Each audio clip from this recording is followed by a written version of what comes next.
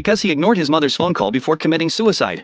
The man was cast into hell by death itself. However, instead of receiving immediate punishment, he was reincarnated as a newborn baby. He planned to use his past memories to reach the top of the world, but reality quickly dealt him a crushing blow. 졸기차게 하라고!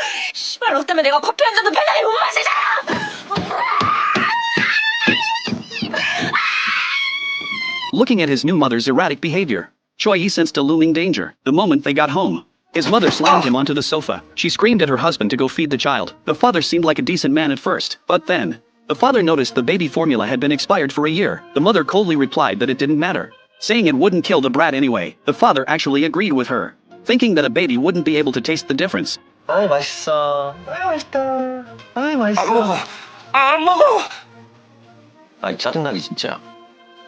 듣지 말라고 확 셔. Suddenly, the police arrived for a surprise inspection. The father rushed to wipe the baby's mouth, while the mother used air freshener to hide the smell of cigarettes. The officers stated they received a report, suspecting the couple of child abuse. A child protection specialist was also with them. The mother denied everything, but the police pointed out that the hospital found signs of domestic violence on the baby. The officers pushed past them to search the house, and the couple's expressions turned grim. Just as the specialist was about to examine the baby's body, the father lashed out in anger, asking if they looked like the kind of people who would hurt a child. He pulled out a business card and handed it to the expert. It turned out the man actually worked at a child welfare center. The police saw the warm family photos on the wall and decided they didn't look like monsters. Since the specialist found no obvious external injuries, the police assumed it was all a misunderstanding. After apologizing, the officers prepared to leave. Choi-yi screamed for help at the top of his lungs, but all that came out were high-pitched baby cries. The officer remarked on how lucky the baby was, saying he must be so well loved by his mother. Then, the police and the specialist left. As his only hope faded away, Choi-yi had no choice but to shut his mouth. The air in the room became suffocatingly tense. Suddenly,